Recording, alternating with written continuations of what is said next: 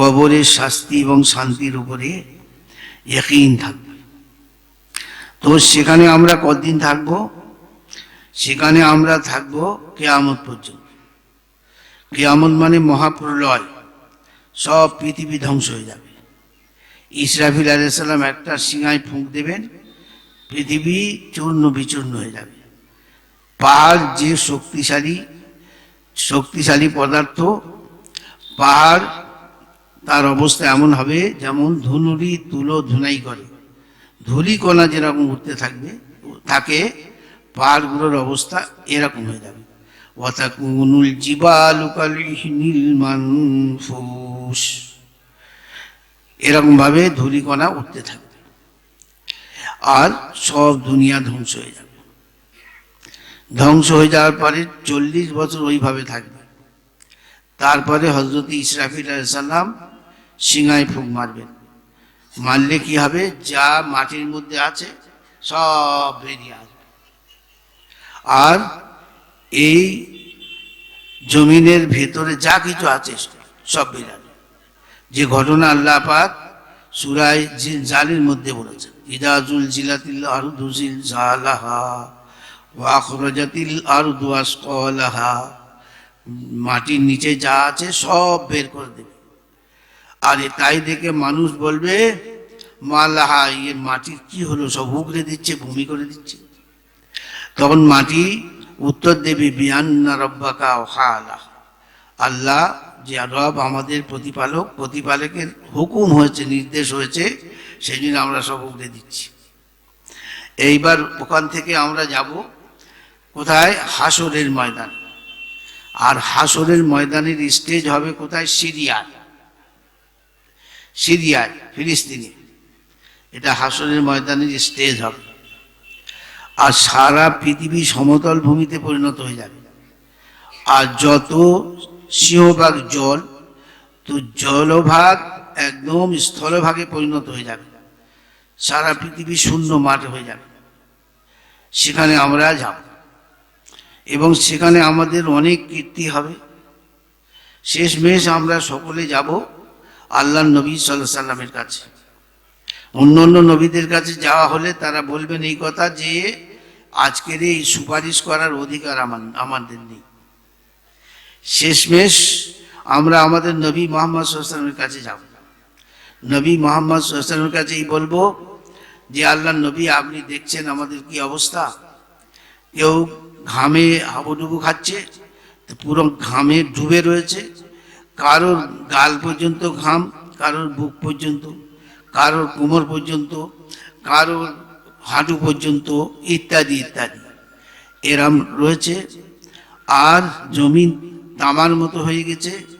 তো আমাদের কি বিচার আচার হবে একটা আপনি এর জন্য আল্লাহর কাছে দোয়া করে দেন। আমরা যখন বলবো, রসুল পাক সাল্লাল্লাহু আলাইহি ওয়াসাল্লাম সঙ্গে সঙ্গে সিজদায় চলে যাবেন। আর সিজদায় চলে যাবেন, অনেকক্ষণ ধরে সিজদায় থাকবেন অনেকক্ষণ ধরে। আর রাসূলুল্লাহ সাল্লাল্লাহু আলাইহি ওয়াসাল্লাম মাথা সিজদা থেকে তুলবেন না। এবার আল্লাহর পক্ষ থেকে বলা হবে, ইরফা রাসাকা ইয়া মুহাম্মদ শাফি তুশাফা, হে মুহাম্মদ মাথা উত্তোলন করো, তুমি কি সুপারিশ করবে করো, আমি তোমার সুপারিশ পূর্ণ করে দেব। হ্যাঁ, তো অনেকক্ষণ বলার পরে রাসূলুল্লাহ সাল্লাল্লাহু আলাইহি ওয়াসাল্লাম অভিমান করে তিনি সিজদায় পড়ে থাকবেন। এইবার বারবার আল্লাহর পক্ষ থেকে বলা হবে, ইয়া মুহাম্মদ ইরফা রাসাকা শাফি তুশাফা, মুহাম্মদ মাথা উত্তোলন করো, আর যা সুপারিশ যা তোমার বলার বলো, তোমার কথা আজ শোনা হবে। রাসূলুল্লাহ সাল্লাল্লাহু আলাইহি ওয়াসাল্লাম মাথা উত্তোলন করবেন, তখন বলবেন, ইয়া আল্লাহ, এই যে মানুষের অবস্থা এরকম হয়ে রয়েছে, এদের একটা বিচার আচারের ব্যবস্থা হবে। সেই মতো বিচার হবে।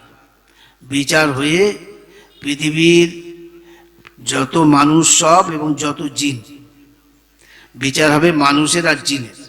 আর এছাড়া যা সৃষ্টি বস্তু আল্লাহ সৃষ্টি করেছেন, সেগুলোর মধ্যে যারা প্রাণী জগৎ, একটা প্রাণী অন্য প্রাণীর উপর এখানে আক্রমণ করেছে, সে পৃথিবীতে আঘাতপ্রাপ্ত হয়েছে তার দুর্বলতার কারণে, আল্লাহ সেই দুজনা তুলবে এবং যে দুর্বল ছিল তার সবল করে দেবে, এবং তার দ্বারা যে আক্রমণ করেছে সে বদলা নিয়ে নেবে। হ্যাঁ, একটা পিঁপড়ে যদি একটা পিঁপড়ের উপর আক্রমণ করে থাকে তা হবে সূক্ষ্ম বিচার হবে, এবং একটা কুকুরের উপর আক্রমণ করেছে সে তাও এরম ভাবে। আর ছাগলকে গুতিয়েছে, সে দুর্বল ছাগলকে সবল করে দেওয়া হবে, সে এর এর কি বল প্রতিশোধ নেবে। প্রতিশোধ নেওয়ার পরে সারা জগতের সব কিছুকে ভস্য করে দেওয়া হবে, মাটি করে দেওয়া হবে, একদম মিহিন মাটিতে পরিণত হয়ে যাবে। তাই দেখে যারা খোদাদ্রোহী, যারা আল্লাহকে মানেনি, যারা আল্লাহকে অস্বীকার করেছে, তারা কি বলবে, হায় যদি আজকের আমাদের অবস্থা এরম হতো তো আমরা বেঁচে যেতাম। ওয়ায়াকুলুল কাফিরু ইয়া লাইতানি কুনতু তুরাবা, আল্লাহ বলছেন সূরা আম্মা ইয়াতাসালুন শেষ আয়াত। তো কাফেররা তাই দেখে বলবে, হায় যদি আমরা এরকম ছাই হয়ে যেতাম, মাটি হয়ে যেতাম, ভস্ম হয়ে যেতাম, কত ভালো। কিন্তু হবে না তো, তার জন্য হিসাব নিকাশ। এইবার থাকবে মানুষ আর জিন। মানুষ আর জিন যে থাকবে, এদের মধ্যে তিনটে দল হবে, তিনটে দল। একটা দল যাবে জান্নাতে, আর একটা দল যাবে জাহান্নামে, আর একটা দল থাকবে জান্নাত আর জাহান্নামের মাঝখানে বিরাট দেওয়াল থাকবে, দেওয়াল খুব লম্বা চওড়া, সেই দেওয়ালের ওপর থাকবে। যারা দেওয়ালের উপর থাকবে এর মানে কি, এদের নেকি আর বদি সমান হয়েছে, দুটো, হ্যাঁ সমান সমান হয়েছে। যতটা ভালো কাজ করেছে ততটা মন্দ কাজ করেছে, এই জন্য এরা দেওয়ালের উপর থাকবে। আর দেওয়াল থেকে জান্নাতের যে জান্নাত যেদিকে, তাদের ডান দিকে জান্নাত থাকবে, সেখান থেকে সেই জান্নাতকে এরা উপভোগ করবে।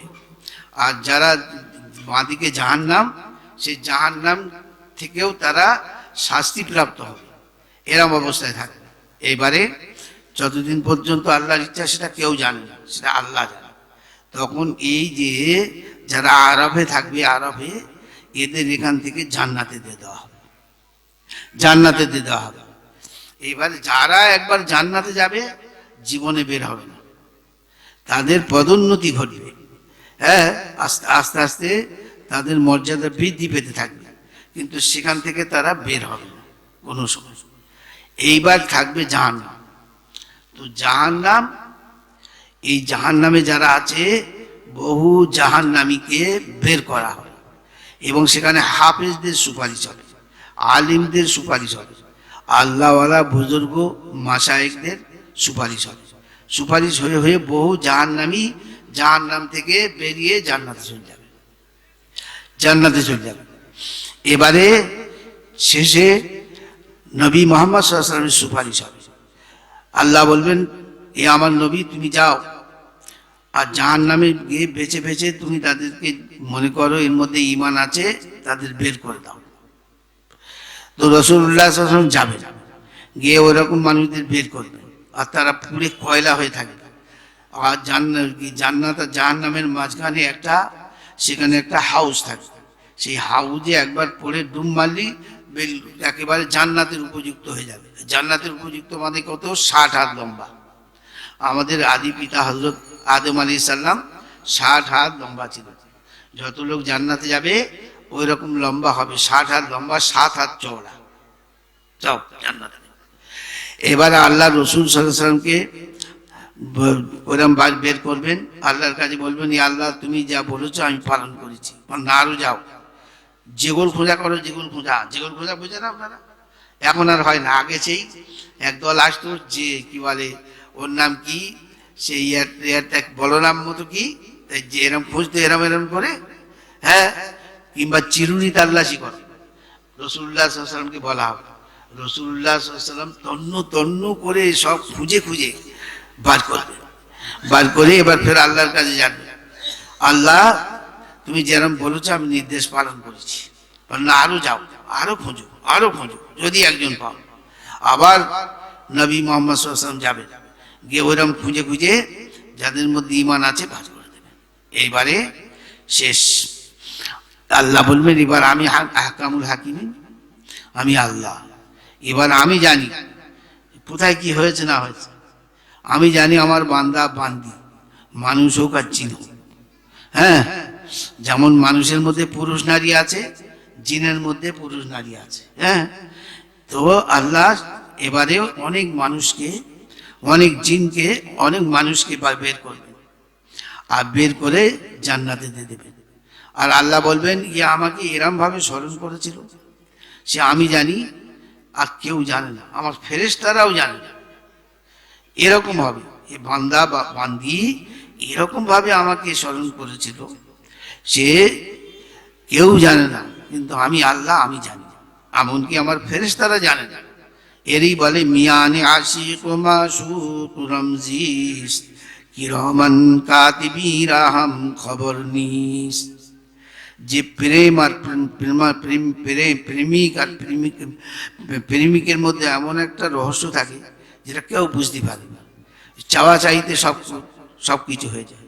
ওই যে কবে তোমার সাথে প্রথম পরিচয়, এক পলকের চোখাচোখি হৃদয় বিনিময়। তো আল্লাহর সঙ্গে আল্লাহর বান্দিদের এরকম কারবার, আল্লাহ পাক তাদের সেখান থেকে বের করে দেবেন আর জান্নাতে দিয়ে দেবেন। হয়ে গেল। এবারে সর্বশেষ যে ব্যক্তি জান্নাতে যাবে, বুখারী শরীফ মুসলিম শরীফের হাদিসে তার বিবরণ বলা হয়েছে, সেই দীর্ঘ বর্ণনা, তার দীর্ঘ বর্ণনা। তো শেষ সেই ব্যক্তি জান্নাতে যাবে এবং সে অনেক কায়া পাল্টে পাল্টে পাল্টে পাল্টে অনেক কিছু হবে, যেগুলো জান্নাতের বর্ণনা। যেমন আমার একটা বই আছে, আপনারা ওইখানে আমি অনেক বই অনেকেই নিয়েছেন, একটা বই শুধু জান্নাতের, সেখানে জান্নাতের কিরম ভাবে কি হবে, আর জান্নাতের যা কিছু হবে সব লেখা আছে তা না, যতটুকু লেখা আছে জান্নাতের। হ্যাঁ, তো শেষ মানুষ যে জাহান্নাম থেকে জান্নাতে যাবে তার বর্ণনা আছে। এবারে আল্লাহ পাক তাকে বলবেন যে তোমার এই দুনিয়ার 10 গুণ দেওয়া হবে। সে বান্দা বলবে, আকরামুল হাকিমিন, তুমি আল্লাহ আমার সঙ্গে তামাশা করছো, আমার সঙ্গে ঠাট্টা করছো, যে এই এত জায়গা কোথায়, আমি দেখছি জান্নাত ভরে আছে, আবার 10 গুণ কোথায় পাবো? বলে, আমার বান্দা, তুই আমার যে ঐশ্বর্যের এবং আমার পাওয়ার, আমার শক্তির উপরে তুই কি সন্দিহান? দেখ আমি কি করি, 10 গুণ দুনিয়া দেবে। হয়ে গেল। এবার কি হবে, যে জাহান্নাম থেকে যাদের বের করার, সবাইকে বের করা হবে। আর কাদের বের করা হবে? যাদের ঈমান থাকবে।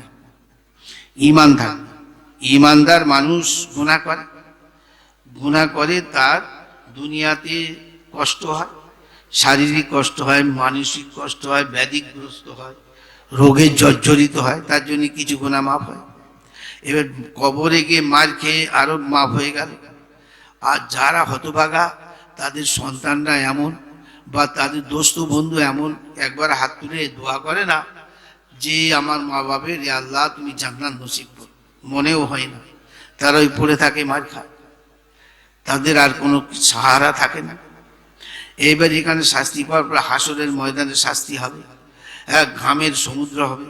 হ্যাঁ, সূর্য এক বাহু উপরে থাকবে। হ্যাঁ, তো সেখানেও অনেকটা মাপ হবে। হ্যাঁ, এবার আরো যখন বাকি রইল, এদের জাহান্নামে ফেলে দেওয়া, জাহান্নামে যাবে। এইবারে যখন শেষ সুপারিশ হয়ে যাবে, এবার জান্নাতীরা জান্নাতে থাকবে, জাহান্নামীরা জাহান্নামে থাকবে। এবার দুই দলের মধ্যে একটা ক্ষীণ হলেও সকলের আশা ছিল যে জান্নাতীরা, এই জাহান্নামীরা, যেমন আমাদের বহু ভাই আমাদের সঙ্গে জাহান্নামে তারা অবস্থান করেছিল, তারা পার হয়ে গেছে, আমরাও যাব, একটা আশা থাকছিল। আর জান্নাতীদের একটা ধুকধুকানি ছিল যে আমাদেরকে কোথায় বার করা হয় নাকি, ফের আবার এখান থেকে বেরোতে হয় নাকি। তো এই ধুকধুকানি এবার বন্ধ হয়ে যাবে, ওদের আশা, ওরা নিরাশ হয়ে যাবে, আর এদের ধুকধুকানি বন্ধ হয়ে যাবে। সেটা কিভাবে? সেটা হবে যে ওই জান্নাত জাহান্নামের মাঝখানে যে দেওয়ালটা আছে, ওই দেওয়ালটার উপরে মৃত্যুকে আনা হবে দুম্বার আকারে। আপনারা দুম্বা দেখেছেন? হ্যাঁ, দুম্বার আকারে আনা হবে, আর এনে বলা হবে, ও জান্নাতীরা একে চেনো, জান্নাতীরা একে চেনো? সব বলবে হ্যাঁ আমরা চিনি। হ্যাঁ, ও জাহান্নামীরা তোমরা একে চেনো? তোমরা একে চেনো? বলে হ্যাঁ চিনি। এবার কয়েকবার সম্বোধন করে ডেকে ডেকে বলা হবে, বলে হ্যাঁ চিনি। এবার কি করা হবে, ওই দেওয়ালের উপরে ওই দুম্বাকে জবাই করে দেওয়া হবে। হ্যাঁ, আর বলা হবে যে জান্নাতীরা তোমরা চিরদিন জান্নাতে থাকবে, তোমাদের আর বের হতে হবে না, আর তোমাদের মৃত্যুও হবে না। হে জাহান্নামী, তোমরাই চিরদিন জাহান্নামে থাকবে, তোমাদের আর এখান থেকে বের হওয়ার কোনো সুযোগ আর আসবে না, কোনো সুযোগ তোমরা পাবে না, যে যেখানে আছো সেই অবস্থায় থাকবে। তো যে ব্যক্তি তার সামান্য পরিমাণ ঈমান থাকবে, একদিন না একদিন জান্নাতে যাবে। আর সৌভাগ্যবান যারা ফার্স্ট চান্সে, প্রথম চান্সে চলে গেল জান্নাতে, হ্যাঁ, সব থেকে তারা সৌভাগ্যবান। আর মানুষ বলতে আমরা, অর্থাৎ নবী মোহাম্মদ সাল্লাল্লাহু আলাইহি ওয়াসাল্লাম উম্মত আমরাই তো নয়, ইতিপূর্বে বহু নবী এসছেন। পৃথিবীতে মানুষ এসছে 6,500 বছর হলো, পৃথিবীতে মানুষ এসছে 6,500 বছর। হ্যাঁ, তো কত মানুষ এসছে, কিন্তু সব থেকে সম্মানী হবে নবী মোহাম্মদ সাল্লাল্লাহু আলাইহি ওয়াসাল্লাম, যেহেতু আল্লাহর অত্যন্ত প্রিয়তম, যে আল্লাহর নবী সাল্লাল্লাহু আলাইহি সাল্লাম, আল্লাহর পরে যার মর্যাদা, বাদি আজ খুদা বুজুর্গ তুই কিসসাই মুখতাসার, আল্লাহর পরে যার মর্যাদা। তো নবী মোহাম্মদ সাল্লাল্লাহু আলাইহি সাল্লাম তার উম্মতের মর্যাদা ওই জন্যে অন্যান্য উম্মতের উপর হবে। সেই জন্যে আমরা সকলে শেষে এসেছি, আমরা সকলে শেষে এসেছি, কিন্তু আমরা সর্বপ্রথম জান্নাতে যাব। আমরা বলতে কারণ নবী মোহাম্মদ সাল্লাল্লাহু আলাইহি ওয়াসাল্লাম উম্মতরা সর্বপ্রথম আমরা জান্নাতে যাব। আল্লাহ নবী সাল্লাল্লাহু আলাইহি ওয়াসাল্লাম বলেন, ইমাম বাগাবী ও হাদিস উল্লেখ করেছেন যে আমরা সর্বশেষে এসেছি, কিন্তু জান্নাতে সকলের আগে, অন্যান্য উম্মতের আগে আমরা যাব, উন্নতির আমি যাব। এইবার এই হলো শেষ। এইবারে যদি কোনো মানুষ মনে করেন যে জাহান্নামীদের শাস্তির কোনো থাকবে না, কারণ জাহান্নামে যাবে কারা, যারা আল্লাহকে অস্বীকার করেছে, যারা আল্লাহকে অস্বীকার করেছে, যা আল্লাহর সঙ্গে শিরক করেছে, আল্লাহর সঙ্গে শিরক করেছে, আল্লাহর কথা কোনোদিন মনে করেনি, আল্লাহকে মানে না, আল্লাহর নবী মুহাম্মদ সাল্লাল্লাহু আলাইহি ওয়াসাল্লামকে মানে না, কোনো নবীকে মানে না, তারা যাবে জাহান্নামে, আর তারা কোনোদিন জাহান্নাম থেকে বের হবে। এইবারে যদি কারোর মনে হয় জান্নাতীরা জাহান্নামীরা জাহান্নামে থাকবে, ওরা তো পুড়ে পুড়ে পুড়তেই থাকবে। আর জান্নাতীরা, এদের একঘেয়েমি হবে না, তা হবে না। জান্নাতে যা পাবে সব নিত্য নৈমিত্তিক নতুন রূপে দেখা যাবে, স্বাদে এত স্বাদ, তার প্রত্যেক আঙ্গুর খাবে, সে আঙ্গুর যতবার খাবে নতুন নতুন স্বাদে সে পাবে, আরো সুন্দর লাগবে।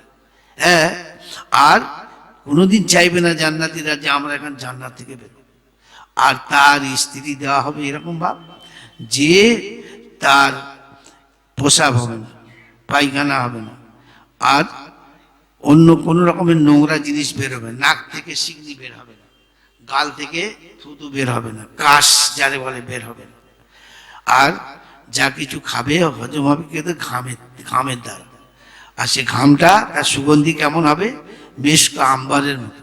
মেশক আর আম্বার, যত পৃথিবীতে সুগন্ধি আছে তার মূল হলো মেশক আর আম্বার। মেশক কি, মৃগনাভি, মৃগনাভি, হরিণের নাভি থেকে যেটা হবে, এটা হলো মেশক। আর আম্বার কি, সমুদ্রে এক রকমের ঘাস আছে, সেই ঘাসের মূল, এর থেকে আম্বার হয়। আবার অনেকেই বলেন আম্বার হয়, সমুদ্রে এক প্রকারের মাছ আছে, সেই মাছ যে বমি করে তার থেকে আম্বার তৈরি হয়। আবার কেউ কেউ বলেন আম্বার কারে বলে, যে সমুদ্রে এক প্রকার মাছ আছে তার থেকে পায়খানা থেকে, তার পায়খানা থেকে আম্বার তৈরি হয়। তো এই মিশক আম্বার থেকে আরো সুগন্ধিময় হবে ঘামগুলি, এরকম ঘামের দ্বারা সব হজম হয়ে যাবে।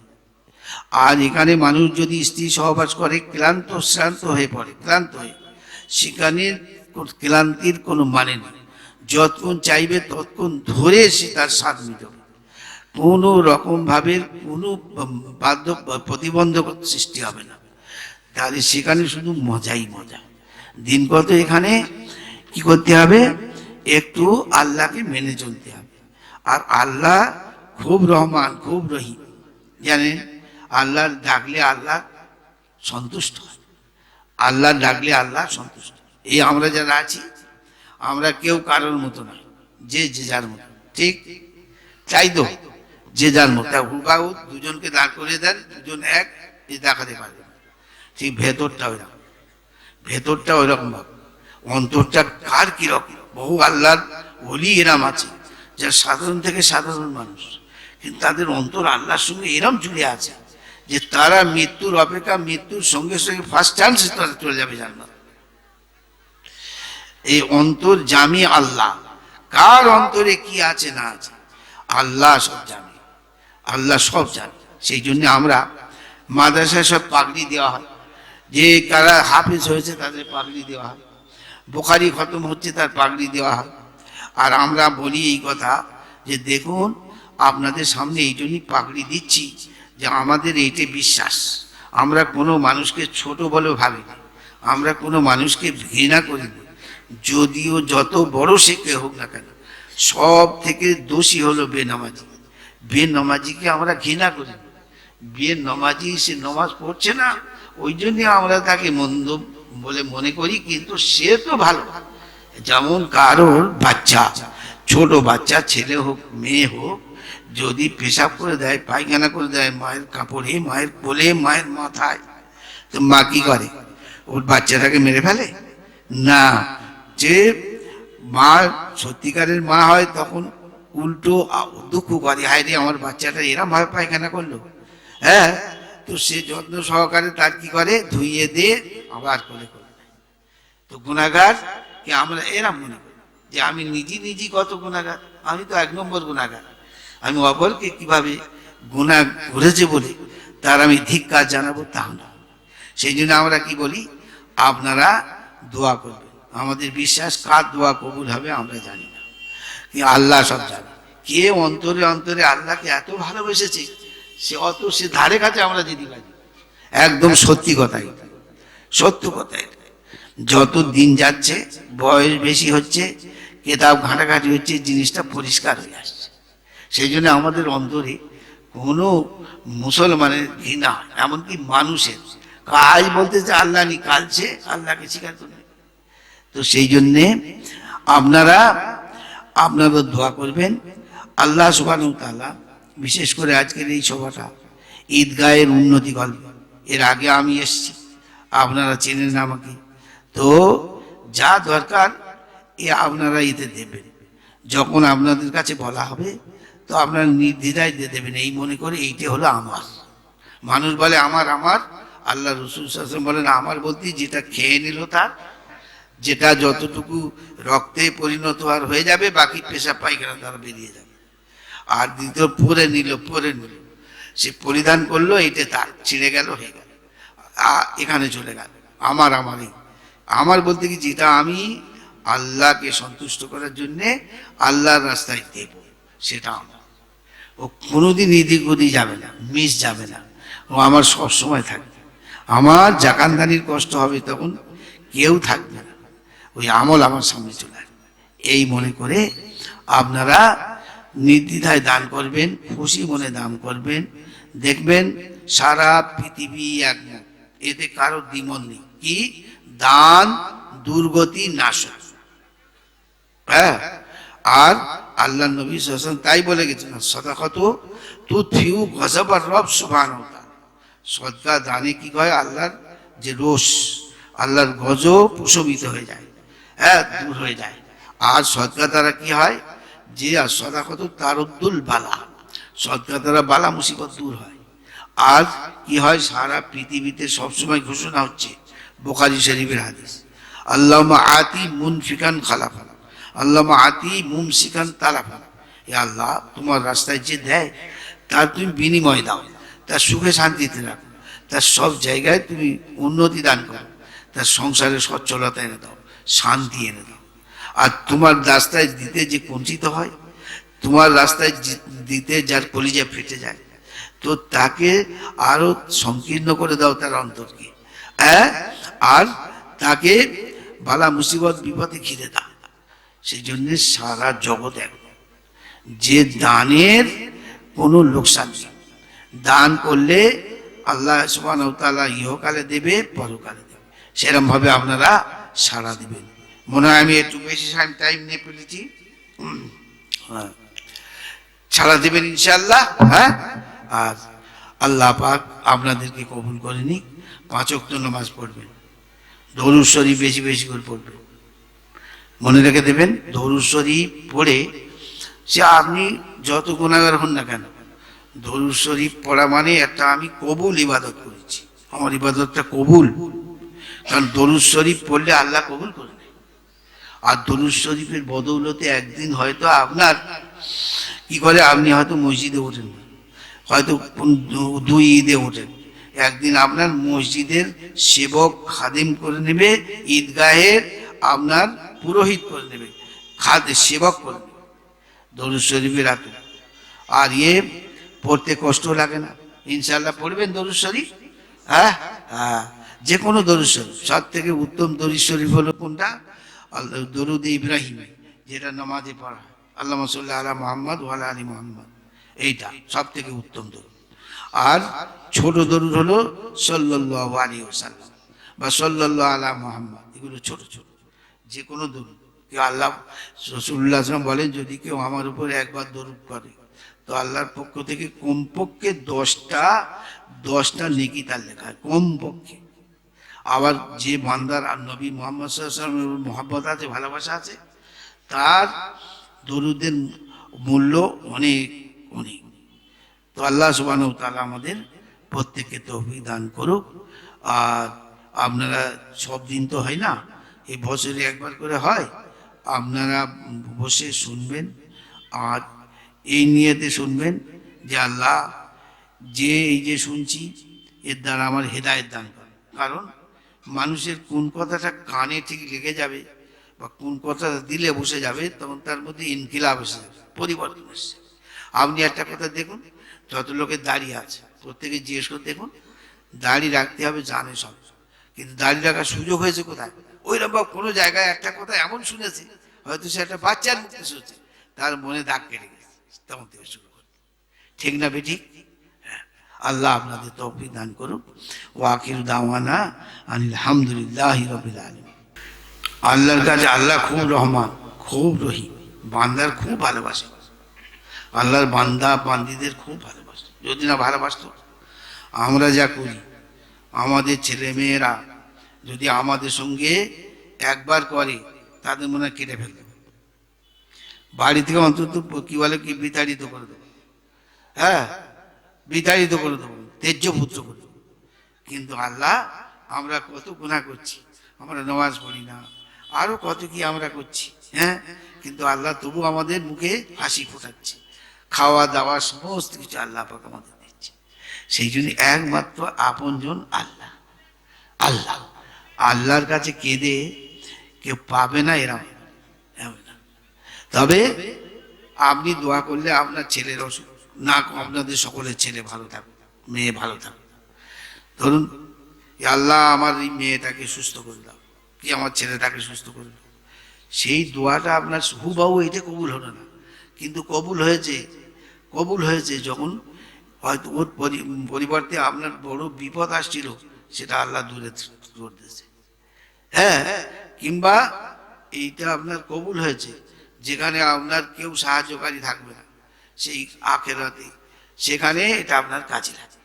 তো আল্লাহর কাছে চাইলে, বিশেষ করে যখন কোনো বান্দা বা বান্দি চায় আল্লাহর কাছে, চোখের পানি আটকানো যায় না, আর শরীরের লোম খাড়া হয়ে যায়, ঠোঁট কাঁপে, এর হল দোয়া কবুল হওয়ার লক্ষণ। এবারে দোয়া কবুল হয়ে গেছে, দোয়া কবুল হয়ে গেছে, চোখের পানি আটকানো যাচ্ছে না, আর গায়ের লোম খাড়া হয়ে গেছে, আর কি হচ্ছে, ঠোঁট কাঁপছে, তো অবশ্যই কবুল হয়ে যাবে। যখন কোনো বিপদ যাই পারে, আপনি মনে করবেন যে আমার তো বড় আমার সাহায্যকারী আছে বলে, আপনি যত বড় গুনাহগার হন না কেন, আপনি ভালো করে ওযু করবেন, করে আল্লাহর কাছে করবেন, আল্লাহর কাছে কাঁদবেন, নির্জনে কাঁদবেন। এখন দেখুন, আমাদের নবী মুহাম্মদ সাল্লাল্লাহু আলাইহি ওয়াসাল্লাম চলে গেছেন, আজকের 1500 বছর হতে যাচ্ছে। তো আমাদেরকে তিনি দিয়েছেন এমন জিনিস, যদি আমরা সেটাকে আঁকড়ে ধরে থাকি আমরা কোনোদিন পথভ্রষ্ট হব না। সেটা হলো কি? সেটা হলো কোরআন আর হাদিস। আর আমরা যখন বিপদে পড়ব তখন আমরা সেই আল্লাহর কাছে চাইব দোয়ার দ্বারা, দোয়া দোয়া। এই জন্য হাদিসে এসছে আর দোয়াও সিলাহুল মুমিন, মুসলমানদের বড় অস্ত্র হলো, অ্যাটম হলো দোয়া।